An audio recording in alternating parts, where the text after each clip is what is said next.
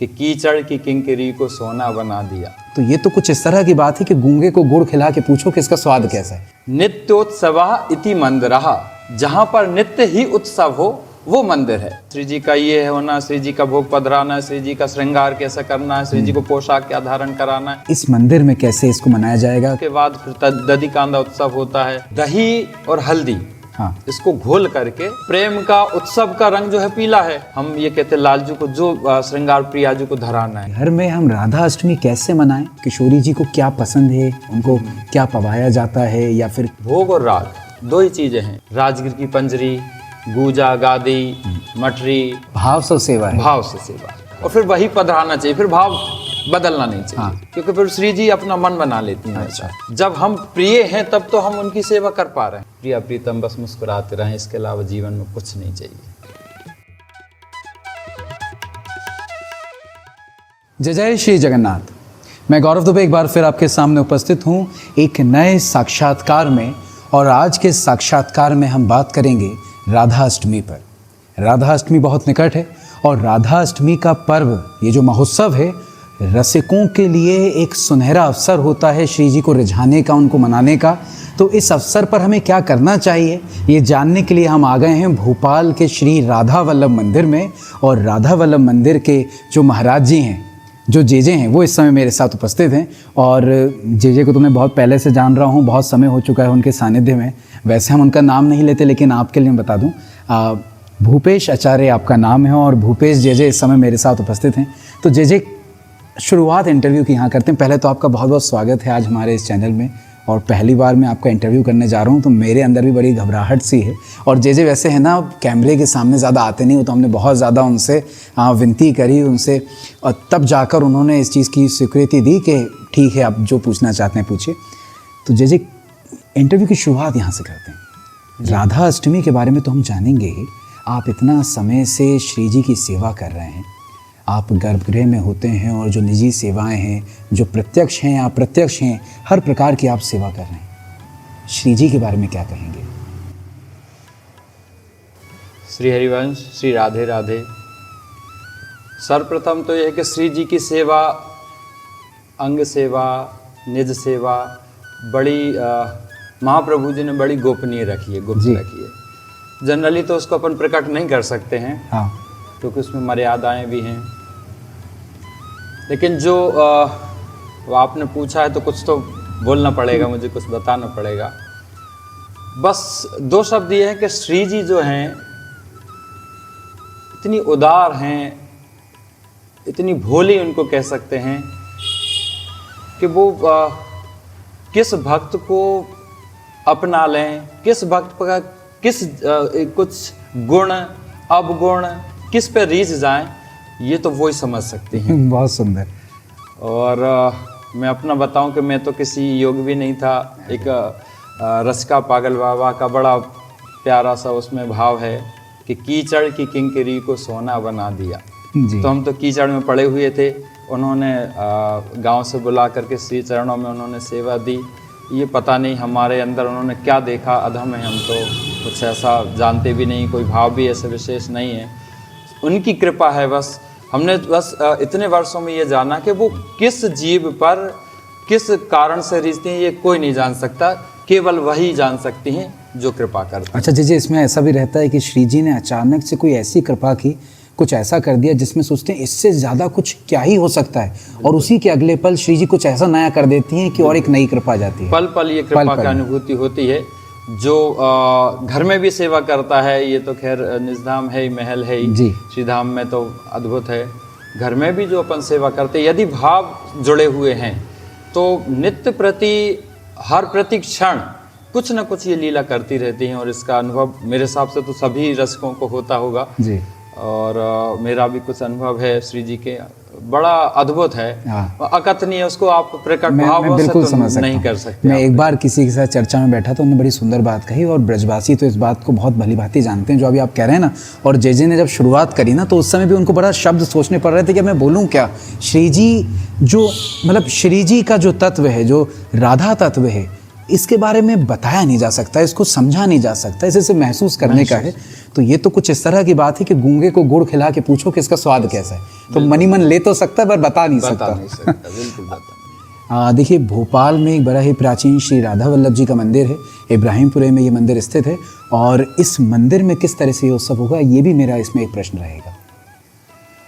सर्वप्रथम तो समस्त ब्रह्मांड के अधिष्ठात्री जी, श्री लाडली सरकार, उनका प्राकट्य, इस मुझे नहीं लगता कि कोई भी ऐसा चराचर, कोई भी जीव, सजीव, निर्जीव कोई भी है जिसको प्रसन्नता नहीं होती है। प्रकृति मतलब ऐसा हृदय से उसमें उत्साह होता है। हाँ। क्योंकि उत्सव का मतलब ही होता है कि जब मन में आपको उत्साह हो, हर्ष भरा उत्साह हो, तो उसको जब मनाते हैं तो हमारी ऊर्जा जो है ना वो चार गुनी और होती है। सत्य वचन। नित्योत्सवः इति मंदिरः, हाँ। जहाँ पर नित्य ही उत्सव हो वो मंदिर है। ठीक। तो जिस हृदय में नित्य उत्सव हो रहा हो वो हृदय भी मंदिर हो जाता है। बहुत सुंदर, बहुत और सुंदर। हर रसिक के हृदय में वो मंदिर है और वहाँ पे श्री जी विराजमान है। तो जब राधाष्टमी का उत्सव होता है तो हम उसका वर्ष भर प्रतीक्षा करते हैं, इंतजार करते हैं, उसका इंतजार पूरा। करते हैं। और जैसे अभी बहुत नज़दीक आ रहा है, अभी तो बस व्यस्तताएं हैं, श्री जी का ये होना, श्री जी का भोग पधराना है, श्री जी का श्रृंगार कैसे करना है, श्री जी को पोशाक क्या धारण कराना है, उसमें लगते। और जैसे ही उत्सव हम पूर्ण करके और निपटते तो अगले राधाष्टमी की तैयारियों में लग जाते हैं। उत्साह होता है कि जल्दी से शीघ्र ये पुनः उत्सव आएगा। पुनः अच्छा, राधा अष्टमी और अगले वर्ष के राधा अष्टमी के बीच में भी, क्योंकि राधा वल्लभ परंपरा में तो मैं देखता हूँ कि उत्सव पे उत्सव है, हर दिन उत्सव है, नित्य उत्सव, व्याउला तो हर दिन ही चल रहा है, नित्य उत्सव। तो बिल्कुल।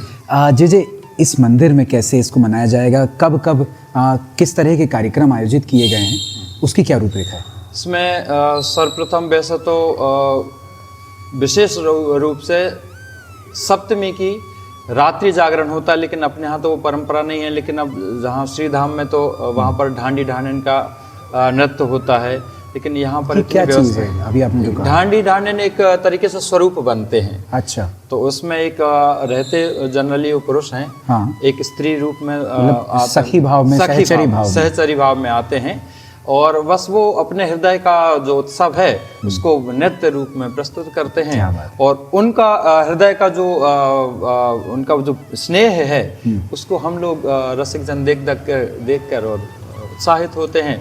और वो उत्साह इतना भरा रहता है कि प्रातः जो है जो मंगला आरती में रहता है, और उसके बाद फिर दधिकांदा उत्सव होता है। अच्छा। इसमें वो सब झलकता है, मतलब जोश रहता है। ये दधिकांदा उत्सव क्या है? दधिकांदा उत्सव वैसे तो यहाँ पर अपने यहाँ तो उसमें थोड़ा सा सूक्ष्म रूप में बनता है। उसमें दही और हल्दी, हाँ, इसको घोल करके, और श्रीधाम में तो बाल्टियों से उसको। अच्छा, हाँ, हमने मतलब वीडियोस देखे हैं, सब लोग बिल्कुल पीले से हो जाते हैं, बिल्कुल, बिल्कुल। और पूरा मतलब होली जैसा माहौल रहता है। प्रेम का उत्सव का रंग जो है पीला है। अच्छा। उत्सव जब होता है तो उसमें पीला ही होना है, हृदय भी पीला, मन भी पीला, तन भी पीला, वस्त्र भी पीला, सब पीला होता है। मंदिर में श्रृंगार भी पीला, श्री जी के वस्त्र भी पीले, सब पीला होता है। तो वो उसको उत्साह को इस तरीके से मनाते हैं कि सब पीला हो जाए, वातावरण जो है वो उत्सवमय हो जाए, मतलब पीताम्बर हो जाए। हाँ। तो उससे पहले रात्रि में अपने यहाँ बधाई उत्सव होता है। हाँ। सप्तमी की रात्रि में। अच्छा। और प्रातः वैसे तो अरुणोदय काल में मंगला आरती होती है। अब यहाँ की परंपरा है 7 बजे प्रातः मंगला विशेष दर्शन होते हैं। इसके बाद श्री जी को पंचामृत से स्नान कराने के पश्चात फिर श्री जी को बड़े हित सजनी की तरह तो भाव नहीं है। हाँ। लेकिन फिर भी हो भी नहीं सकते वो। हाँ। तो हित सजनी महाप्रभु जी जो है वो उनके तो विलक्षण है, परंतु उन्हीं का भाव मन में धारण भाव लेकर आते हैं कि ये जो कर हैं ये कहीं ना कहीं उनके कृपा पात्र हैं। तो जो अच्छे से अच्छा हो, मतलब हम तो सिर्फ माध्यम हैं। हाँ, माध्यम ही होते हैं। हम तो बल्कि विशेष हमारा भाव तो जब श्री जी सेवा में लेती हैं, श्रृंगार में लेती हैं, तो हम तो एक किंकरी जैसे खड़े रहते हैं। हम ये कहते हैं लालजू को जो श्रृंगार प्रियाजू को धराना है वो ये इन हाथों के माध्यम से धरा लें। क्या बात है, बहुत सुंदर भाव है, बहुत सुंदर। जैसे ये तो रही मंदिर की रूपरेखा। आपने बताया कि 10 तारीख की शाम को बधाई गाई जाएगी, जिसमें है ना बधाई के पद होंगे। और 10 तारीख सुबह से जो उत्सव प्रारंभ होगा मंगला 11 से, तारीख को 11 तारीख को, तो 11 तारीख को सुबह से उत्सव प्रारंभ होगा और फिर 12 बजे के बाद 12 बजे से दधी कांदा उत्सव होगा। उसमें यहाँ पे दधी की मटकी सर पे लेकर के सब सखी भाव में, स्त्री हो या पुरुष हो, और वो बड़ा हर्षोल्लास के साथ नृत्य करते हैं। और श्री जी की प्राकट उत्सव की बधाई में रूप में मखाने, टॉफ़ी हैं, खिलौने हैं, ये खूब लुटाए जाते हैं और खूब आनंद लेते हैं। क्या बात है। जैसे ये तो रही मंदिर की परंपरा या मंदिर की बात। जो श्री जी की सेवा करते हैं, जो एकांत रूप में घर में रह के सेवा करना चाहते हैं, क्या आप बताएंगे कि घर में हम राधा अष्टमी कैसे मनाएं? उस बारे में आप क्या कहना चाहेंगे? इसमें आप ये भी जोड़ सकते हैं कि किशोरी जी को क्या पसंद है, उनको क्या पवाया जाता है, या फिर क्या क्या उनकी रुचि की चीज़ें जो हम उस समय कर सकते हैं।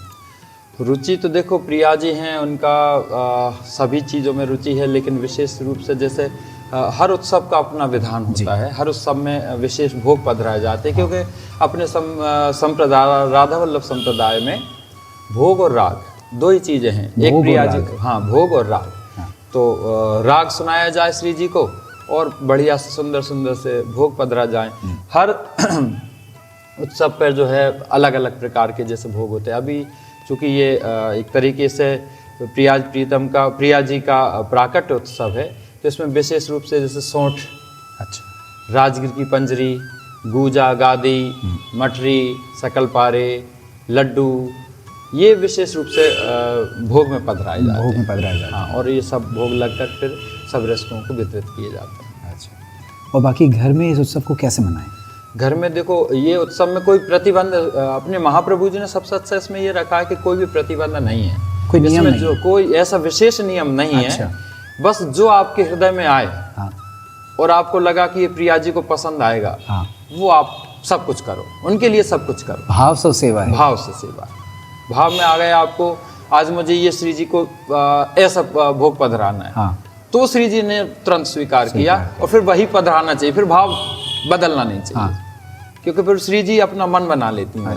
अच्छा जैसे बाकी जैसे अपने घरों में पूजा होती है, मान लीजिए सत्यनारायण भगवान की कथा होती है, या फिर कोई और प्रकार के है ना पूजा पाठ होते हैं, उसमें है ना फिर हम मतलब मंत्रोच्चारण भी होता है, कोई संकल्प के मंत्र होते हैं। आपने बताया कि इसमें ऐसा कोई नियम नहीं है, तो राधा अष्टमी पे भी जो हम पूजा वगैरह कर रहे हैं उसमें कोई ऐसे मंत्र वगैरह की जरूरत? मंत्रों की ज़रूरत नहीं है, अगर हो सकते हैं तो अच्छा है, मंगलाचार हों, यदि किसी तरीके से कोई ब्राह्मण की व्यवस्था हो जाए तो अपन प्राकट्य उत्सव में मना सकते हैं। अपना भद्र सूद का पाठ भी कर सकते हैं, स्नान में भी अपन स्नान वो करा सकते हैं, लेकिन ऐसी अनिवार्यता नहीं है कि ये होना ही चाहिए। होना ही चाहिए। आप भाव से, मन से आप गुनगुनाते हुए कोई भजन लेकर, कोई पद लेकर भी आप श्री जी को कर रहे हैं, तो वो उनको प्रसन्नता, बहुत प्रसन्न। जैसे एक चीज़ अभी हम बहुत सुन रहे हैं, ये दो चीज़ें बिल्कुल साथ में चलती हैं। एक तरफ तो हमारे यहाँ पे परंपरा में कहते हैं कि सारे व्रत वगैरह जो हैं, मतलब एक तरह से देखा जाए सब व्रतों का महत्व हटाकर, क्योंकि राधा वल्लभ जी में प्रसाद का बहुत महत्व है, तो इस वजह से व्रत हटा देते हैं कि एकादशी भी हटा दी जाती है, फिर बाकी व्रत भी। और दूसरी तरफ अभी हम सुन रहे हैं अलग अलग रसिकों के मुखारबिंद से या संतों के मुख से कि राधा अष्टमी का व्रत जो है वो बहुत महत्वपूर्ण है। तो क्या करना चाहिए, मतलब व्रत उस दिन रखते हैं या नहीं रखते, कैसा क्या भाव रहता है? ये अपने मन का भाव है, यदि रख सकते हैं तो बहुत ही अच्छी बात है, नहीं रख सकते तो कोई ऐसा मन में मलाल नहीं करना चाहिए। क्योंकि किशोरी जी अगर उस व्रत से जीव को कष्ट हो रहा, चूंकि देखो क्या होता है, हमारे यहाँ प्रिया प्रीतम हृदय में विराजमान है, इस तन में ही विराजमान है, शरीर में विराजमान है, ये भाव हम लेते हैं। और जब प्रिया प्रीतम हमारे अंदर विराजमान हैं, और यदि किसी भी कारण से व्रत रखने से यदि आपको क्षुधा, पिपासा, इन सब चीज़ों के कारण कष्ट होता है, तो ये प्रिया प्रीतम को, मेरे हिसाब से, ये मैं किसी विधि विधान का या किसी वेद पुराण की बात नहीं कर रहा हूँ, केवल भाव की बात, और ना ही उनका खंडन कर रहा हूँ। हाँ, ना मैं किसी का खंडन नहीं कर रहा हूँ, मैं तो बस अपने मन की बात बता रहा हूँ कि प्रिया जी को ये पसंद नहीं है, क्योंकि जब हम प्रिय हैं तब तो हम उनकी सेवा कर पा रहे हैं, तो जो अपना प्रिय होता है उसको हम कष्ट में कैसे देख सकते हैं? तो ये प्रिया प्रीतम का भाव है, इसलिए हमारा किसी चीज़ का बंधन नहीं है। आप बढ़िया अपने आप को स्वस्थ रखो और भाव से श्री जी की सेवा करो। इस तरह से अगर आप कर सकते हैं व्रत तो आप कर सकते हैं, और अगर ऐसा नहीं है कि आपको करना ही है, ऐसा नहीं, आप चाहें तो करें, और आपका शारीरिक क्षमता नहीं है तो आप उनकी अपना भाव से सेवा करें। जी। वो ज़्यादा प्रिय मुझे लगता है हाँ। कि उनको होगा, प्रिय होगा। जैसे जन्माष्टमी हम जब मनाते हैं तो हम देखते हैं रात्रि में ना हमारे ठाकुर जी का जन्मोत्सव हुआ तो सभी लोग रात्रि का इंतज़ार करते हैं, रात में उनका जन्म करते हैं। श्री जी का जन्म किस समय करवाना चाहिए, उनके जन्म के बारे में आप क्या बताएंगे? जन्म का ऐसा है कि मान्यता है, लिखित है कि लाडली जी सरकार की माता जी कीर्ति माता अपने मायके गई थी रावल। अच्छा।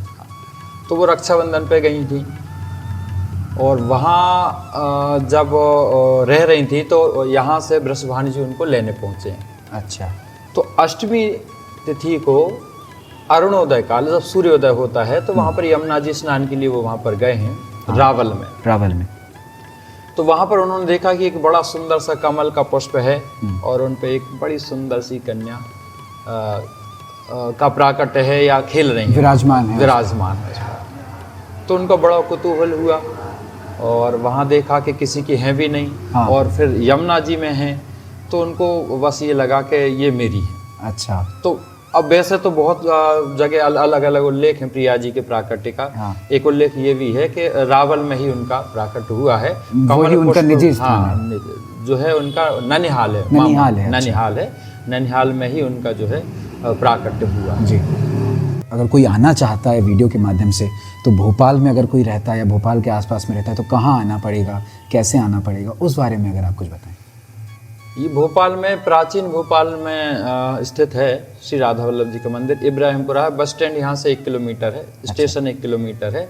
सराफा चौक इसको कहा जाता है, मतलब भोपाल का सबसे धनी इलाका का है, क्योंकि यहाँ पे सारी ज्वेलर्स की दुकानें यहीं पर हैं प्राचीन। अब तो बड़े बड़े शोरूम बाहर भी हो गए। हाँ। पुराने भोपाल में यदि देखा जाए तो ये सबसे धनी इलाका है, सराफा चौक इसको सराफा चौक, लखीरापुरा, हाँ। Nadeem press road, Ibrahimpura. तो ये इब्राहिमपुरा में एक प्राचीन जो है जेमिनी फोटो स्टूडियो हुआ करता था, अभी तो वो बंद हो गया है।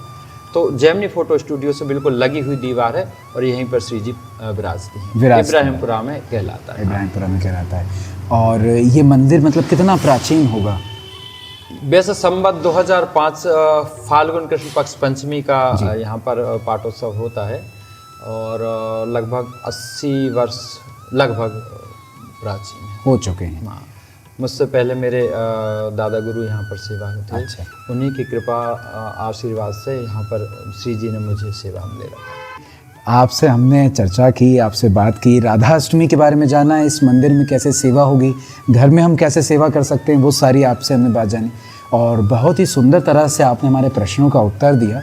आगे भी राधा वल्लभ संप्रदाय के विषय में और यहाँ की सेवा के विषय में, और अभी हम एक इंटरव्यू और जे का करेंगे इस मंदिर के बारे में, क्योंकि अभी बहुत सारी बातें छूट गई हैं मंदिर में, मतलब कैसे श्री जी ठाकुर जी आए। और यहाँ पर एक विशेष बात यह है, मैं आखिरी बात आपसे कह देता हूँ कि इस इंटरव्यू में अगली बार जब हम कोई दूसरा इंटरव्यू करेंगे उसमें जैसे हम जो चर्चा करेंगे वो चर्चा करेंगे राधा वल्लभ जी के 2 स्वरूपों के बारे में।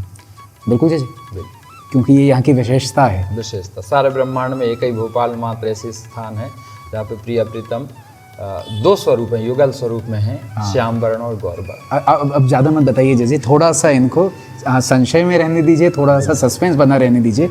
अगली बार हम फिर जे के साथ यहाँ पे उपस्थित होंगे और जे से आप जे के साथ फिर बातचीत करेंगे।